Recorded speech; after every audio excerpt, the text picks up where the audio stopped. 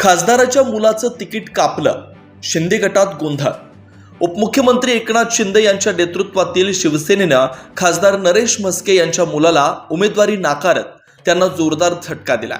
यामुळे ठाण्यातील आनंद आश्रमाबाहेर नरेश म्हस्के यांच्या कार्यकर्त्यांची गर्दी जमली आहे। ते आपला वेगळा निर्णय घेतील असा दावा केला जातोय।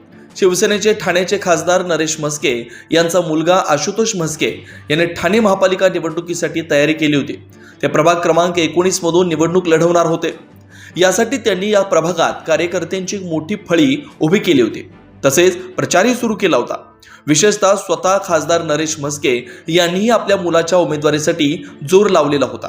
पण पक्षानं ऐनवेळी आशुतोष म्हस्के यांना तिकीट नाकारून त्यांना झटका दिला। या संबंधीच्या माहितीनुसार आज उमेदवारी अर्ज भरण्याचा शेवटचा दिवस आहे, पण अद्याप आशुतोष म्हस्के यांना पक्षाचा एबी फॉर्म मिळालेला नाही। यामुळे ठाण्यातील आनंद आश्रमाच्या समोर म्हस्के यांच्या कार्यकर्त्यांनी मोठी गर्दी केली। शिंदे गटातील घराणेशाही विरोधात मीनाक्षी शिंदे यांनी पेटवलेल्या ठिणगीमुळे नरेश म्हस्के यांच्या मुलाला तिकीट नाकारण्यात आल्याची चर्चा स्थानिक राजकारणात रंगली आहे। मुंब्र्यातील 4 माजी नगरसेवकांची शिंदे गटाला सोडचिठ्ठी।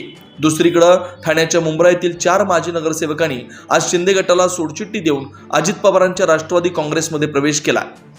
राजन किने, अनिता किने, मोरेश्वर किने व अन्य एका माजी नगरसेवकानं राष्ट्रवादीचा एबी फॉर्म स्वीकारलाय।